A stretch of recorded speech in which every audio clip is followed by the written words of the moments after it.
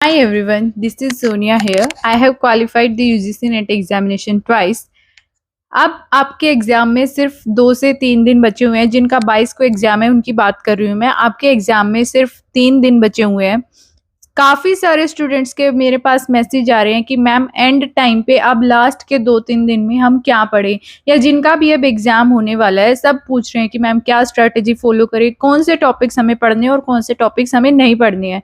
तो today I will be sharing 50 most important topics of paper 1। ये topics ऐसे topics है जिनको आप स्किप बिल्कुल नहीं कर सकते हो। यही वो टॉपिक्स है जो आपका एग्ज़ाम क्लियर कराएंगे। हाँ जी, सिर्फ सारे पीवाईक्यूज को एनालिसिस करने के बाद मैंने इन टॉपिक्स की लिस्ट बनाई है। जितने भी अब तक हमारे पीवाईक्यूज आए हैं, चाहे वो आपका दिसंबर 2025 वाला एग्जाम हो गया या जून 2025, इवन 2024 और 2023, 3 साल के पीवाईक्यूज को एनालाइज करने के बाद मैंने ये टॉपिक्स की लिस्ट बनाई है। इस टॉपिक की लिस्ट मिलेगी आपको कैसे, व्हाट्सएप चैनल ज्वाइन कर लेना। As we all know Telegram government ने बैन कर दिया है, तो वहाँ तो अब हम शेयर नहीं कर सकते, तो आप लोग व्हाट्सएप चैनल ज्वाइन कर सकते हो। चैनल का लिंक आपको मिल जाएगा, डिस्क्रिप्शन में मिल जाएगा, या फिर आप बायो में भी चेक कर सकते हो। मेरे इंस्टा की बायो में भी मिल जाएगा आपको, और आपको यूट्यूब के डिस्क्रिप्शन में भी मिल जाएगा। वहाँ से आप व्हाट्सएप चैनल ज्वाइन कर सकते हो। व्हाट्सएप चैनल पे आपको और नोटिस हो गए, कुछ एग्जाम से रिलेटेड अपडेट्स हो गए, या हमारे नोट्स हो गए, कुछ इंपॉर्टेंट टॉपिक्स के नोट्स मैं ऑलरेडी शेयर कर चुकी हूँ ग्रुप में।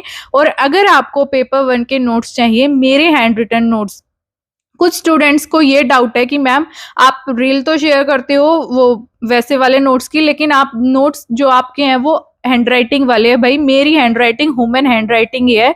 जो नोट्स मैं शेयर करती हूँ रील्स पे वो एआई से बने हुए नोट्स होते हैं। ओके, तो मेरे नोट्स जो है वो आपको मेरी हैंड राइटिंग में ही मिलेंगे। मेरी ह्यूमन हैंड राइटिंग है और ह्यूमन हैंड राइटिंग में ही आपको नोट्स मिलेंगे। अगर आपको मेरे हैंड रिटन नोट्स चाहिए तो आप लोग मुझे डीएम कर सकते हो इंस्टा पे, या फिर आप इस वीडियो के नीचे कमेंट कर सकते हो, आपको नोट्स मिल जाएंगे। व्हाट्सएप चैनल ज्वाइन कर लेना, वहाँ पे भी आपको नोट्स मिल जाएंगे। सारे इंपॉर्टेंट टॉपिक्स के नोट ऑलरेडी अवेलेबल हैं, और इवन पीवाईक्यूज शेयर करने वाली हूँ आज मैं। डेटा इंटरप्रिटेशन और रीडिंग कॉम्प्रिहेंशन, इन दोनों यूनिट्स के हमारे दिसंबर 2025 वाले और जून 2025 वाले पीवाईक्यूज आपको आज मिलेंगे कहाँ पे, सेम व्हाट्सएप चैनल पे आपको मिलेंगे। वहां से आप लोग डाउनलोड कर सकते हो और प्रैक्टिस कर सकते हो। रीडिंग कॉम्प्रिहेंशन ऐसी यूनिट है जिसको बच्चे बहुत लाइटली लेते हैं, लेकिन मतलब कुछ ही स्टूडेंट्स ऐसे हैं जो आरसी में 5 आउट ऑफ 5 क्वेश्चंस करेक्ट कर पाते हैं। मोस्टली स्टूडेंट्स के 1 या 2 क्वेश्चन गलत हो जाते हैं, 5 में से 2 या 3। अगर आप बिना प्रैक्टिस किए जाओगे ना आरसी की, तो हार्डली आपके 2 या 3 क्वेश्चन ही करेक्ट होने हैं, क्योंकि इतने ईजी लैंग्वेज वाले आरसी नहीं पूछे जाते हैं। और आरसी आपका पेपर 1 में भी पूछा जाता है और पेपर 2 में भी पूछा जाता है, तो आरसी की प्रैक्टिस तो मस्ट है। अभी भी आपके पास टाइम है 2-3 दिन का, आप प्रैक्टिस कर सकते हो। डीआई और आरसी के पीवाईक्यूज आपको मिल जाएंगे। प्लस इसके साथ साथ जो 50 इंपॉर्टेंट टॉपिक्स वाले नोट्स अगर आपको चाहिए, नोट्स की बात कर रही हूँ मैं, टॉपिक लिस्ट की नहीं, नोट्स अगर आपको चाहिए तो आप Telegram channel WhatsApp channel join कर सकते हो। टेलीग्राम का नाम रटा हुआ है क्योंकि टेलीग्राम पे ही शेयर करते हैं ना सारी इन्फॉर्मेशन, तो इसलिए बार बार माइंड में टेलीग्राम का ही नाम आ रहा है। तो आप लोग व्हाट्सएप चैनल ज्वाइन कर सकते हो। किसी को अगर लिंक ना मिले तो वो मुझे डीएम कर सकता है इंस्टाग्राम पे, या फिर आप यूट्यूब पे भी कमेंट कर सकते हो इस वीडियो के सेक्शन में। और पीवाईक्यूज में ऑलरेडी दिसंबर 2025 जून 2025 वाले में ऑलरेडी डिस्कस कर चुकी हूँ। टीचिंग एप्टीट्यूड, लॉजिकल, नो हाँ, कम्युनिकेशन, और एक और यूनिट मैंने डिस्कस की है। आप प्लेलिस्ट में चेक कर लेना, वहाँ से आपको सारे पीवाईक्यूज मिल जाएंगे। ओके, और इवन अगर टॉपिक्स की बात करूँ तो मैं 5 यूनिट्स के टॉपिक्स ऑलरेडी यूट्यूब पे कवर करा चुकी हूँ। जितना टाइम मिलता है उस टाइम के अकॉर्डिंग मैं आपको सारा कंटेंट प्रोवाइड करा देती हूँ। जितना मेरे पास टाइम अवेलेबल है उसके अकॉर्डिंग मैं आपको नोट्स भी दे रही हूँ, आपको क्लासेस भी ले रही हूँ। जितना मुझसे मैनेज हो सकता है उतना मैं मैनेज कर रही हूँ। मेरी कोशिश यही रहती है कि मैक्सिमम मैं आपकी हेल्प कर पाऊँ और आप अपना एग्जाम क्वालिफाई कर पाओ। तो आइए अब डिस्कस करते हैं हमारे पेपर 1 के वो 50 टॉपिक जो आप बिल्कुल भी स्किप नहीं करके जा सकते हो। लास्ट के 2 से 3 दिन में सिर्फ इन टॉपिक्स को देख लेना एक बार। इन 50 में से मेरी गारंटी है 25 से 26 क्वेश्चंस टॉपिक्स के क्वेश्चंस आपको एग्जाम में देखने को जरूर मिलेंगे। तो आइए डिस्कस करते हैं हमारे पेपर 1 के 50 topics. Here is the list of the 50 most important topics of paper 1। सबसे पहले हमारे टीचिंग एप्टीट्यूड वाली यूनिट है। टीचिंग एप्टीट्यूड में आपको कौन कौन से टॉपिक्स कवर करनी है। मेमोरी के टाइप्स हमारे हो गए, जैसे implicit, explicit, short term, sensory, long term, ये सारे। Transfer of learning, far transfer, near transfer, इससे भी क्वेश्चन पूछे जाते हैं। ई लर्निंग के हमारे टूल्स हो गए, जैसे हमारा LMS हो गया, लर्निंग मैनेजमेंट सिस्टम, वहाँ से भी क्वेश्चन पूछे जाएंगे। फॉर एग्जांपल पैडलेट क्या है, काहूट क्या है, मेंटीमीटर क्या है, ये सारे। कोऑपरेटिव लर्निंग और कोलैबोरेटिव लर्निंग का डिफरेंस आप सबको पता होना चाहिए। Theories of learning very very much important, किसी भी हाल में स्किप नहीं करना है इस टॉपिक को। कौन सी थ्योरी किसने दी है ये आपको पता होना चाहिए। मेथड्स ऑफ टीचिंग, इवेल्युएशन के टाइप्स, डिजिटल इनिशिएटिव्स, और एक टॉपिक में मेंशन करना भूल गई हूँ इसमें, हमारे की बिहेवियर और हेल्पिंग बिहेवियर वाला टॉपिक यहाँ मेंशन कर देती हूँ मैं। की बिहेवियर एंड हेल्पिंग बिहेवियर, एक बार ये टॉपिक भी गो थ्रू कर लेना।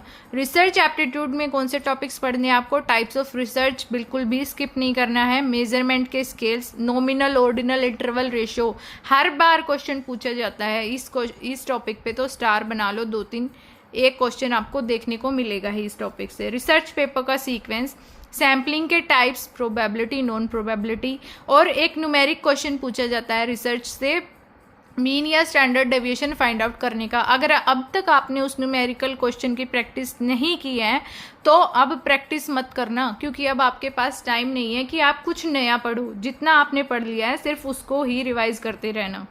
हाइपोथेसिस के टाइप्स एंड एरर्स, एक बार फॉर्मूला गो थ्रू कर सकते हो आप, फॉर्मूला देख लेना, मीन का फॉर्मूला क्या है, स्टैंडर्ड डेविएशन का फॉर्मूला क्या है। रिलायबिलिटी एंड वैलिडिटी के टाइप्स और referencing styles, AP and MLA।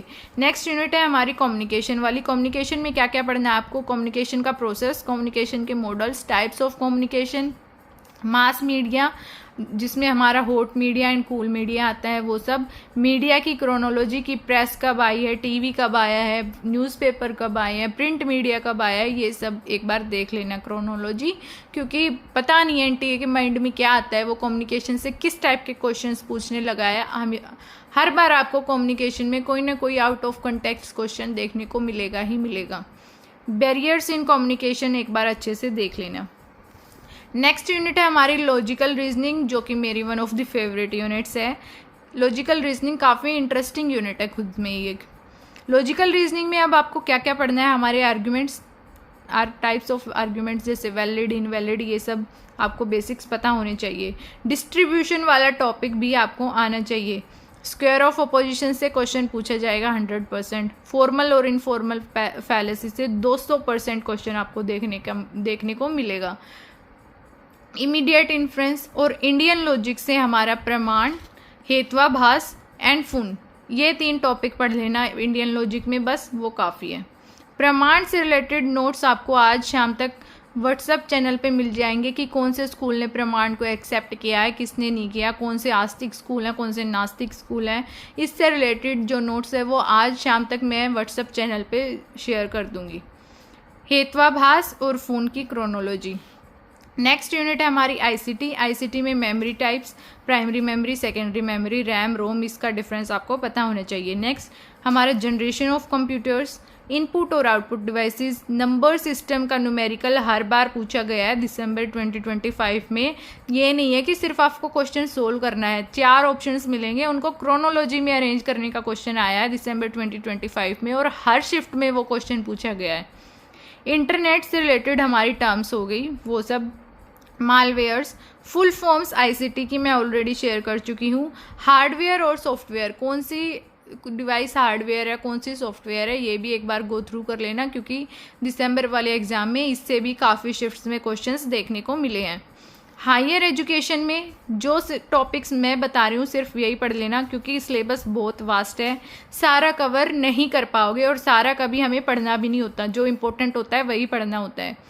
Ancient education और यूनिवर्सिटीज़, तक्षशिला, नालंदा, क्रोनोलॉजी याद कर लेना अच्छे से, कौन सी किस ईयर में आई है और सब्जेक्ट्स देख लेना एक बार, नालंदा में कौन से सब्जेक्ट पढ़ाए जाते थे, वल्लभी में कौन से थे, विक्रमशिला में कौन से थे, ये सब एक बार आप चेक कर लेना।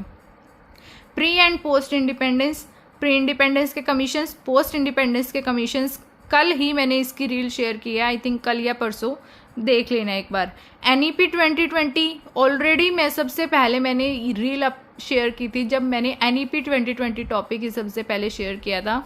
हायर एजुकेशन में कुछ भी मत पढ़ के जाओ आप, पर NEP 2020 को पढ़ जाओ, वहीं से आपके 2 क्वेश्चन बन जाएंगे 5 में से। टाइप्स ऑफ यूनिवर्सिटीज़, हमारी प्राइवेट यूनिवर्सिटी है, सेंट्रल यूनिवर्सिटी है, ओपन यूनिवर्सिटी है या डीम टू बी, ये सब आपको पता होना चाहिए। नेक्स्ट टॉपिक है हमारे डिजिटल इनिशिएटिव्स, लाइक परख हो गया, निष्ठा, जितनी भी हमारी डिजिटल इनिशिएटिव से रिलेटेड स्कीम्स हैं वो सब एक बार आप गो थ्रू कर लेना। फुल फॉर्म्स हो गई हमारी, जैसे AICT की फुल फॉर्म क्या है, NCTE की फुल फॉर्म क्या है, NIOS की फुल फॉर्म क्या है, ये सारे फुल फॉर्म्स एक बार गो थ्रू कर लेना। याद मत करना, याद होती भी नहीं है फुल फॉर्म, सिर्फ एक बार आंखों के सामने से 2-3 बार दोहरा लेना उनको, उसी से आपको एग्ज़ाम में आइडिया हो जाएगा। क्योंकि ऑप्शन बेस्ड एग्ज़ाम होता है हमारा, MCQ टाइप क्वेश्चन हमें मिलते हैं, तो उस टाइम पे माइंड में रिकॉल हो जाता है कि हाँ ये इससे रिलेटेड है। मैथ्स में आई थिंक अब तक आप लोगों ने प्रैक्टिस कर ली होगी, और अगर अब तक आपने मैथ्स को हाथ नहीं लगाया तो अब हाथ लगाना भी मत, क्योंकि अब हमारे पास टाइम नहीं है कि हम कुछ भी नया पढ़ें।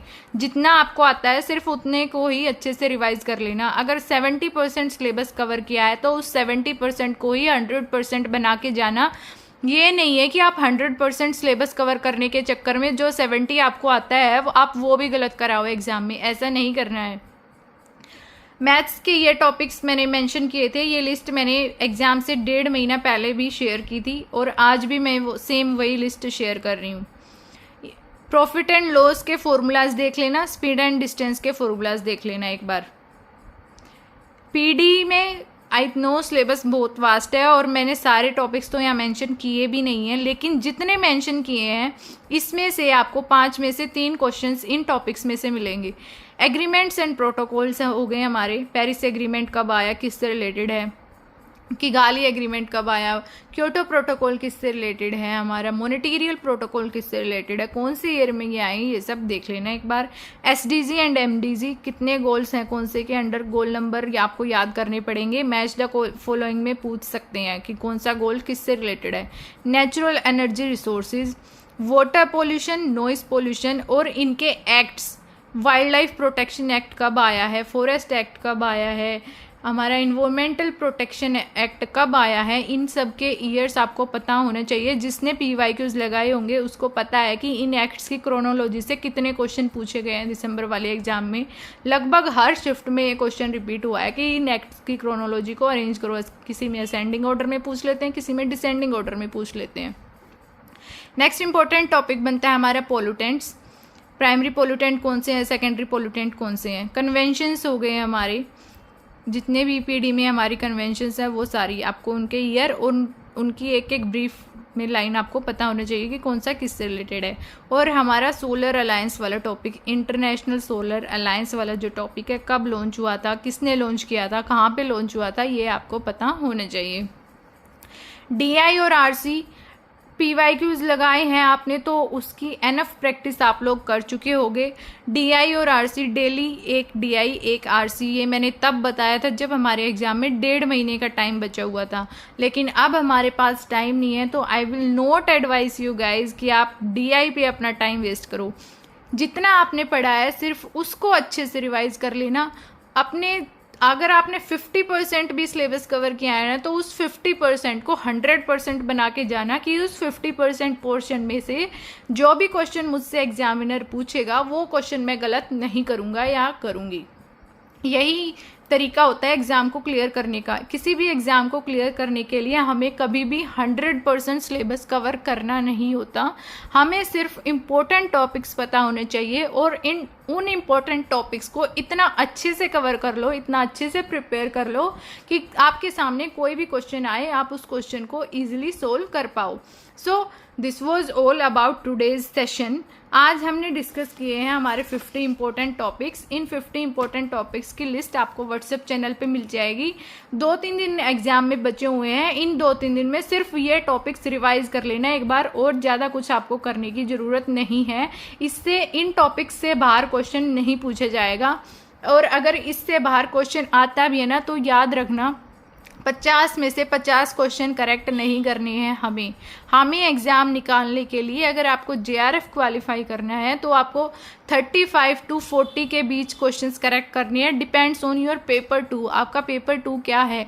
मैंने ऐसे स्टूडेंट्स भी देखे हैं जिन्होंने पेपर 1 में सिर्फ 30 क्वेश्चन करेक्ट हुए हैं, लेकिन पेपर 2 में उन्होंने इतना अच्छा स्कोर किया है जिसकी वजह से उनका नेट या JRF जो है निकल गया है। तो इसलिए जो टॉपिक्स बताए हैं उन्हीं को रिवाइज कर लेना। ज़्यादा नोट्स के चक्कर में, PDFs के चक्कर में मत भागा करो। जितना मिल रहा है उसको अच्छे से पढ़ लो, उसको अच्छे से रिवाइज कर लो, इसी से आपका एग्ज़ाम निकल जाएगा। And all the best for your exam.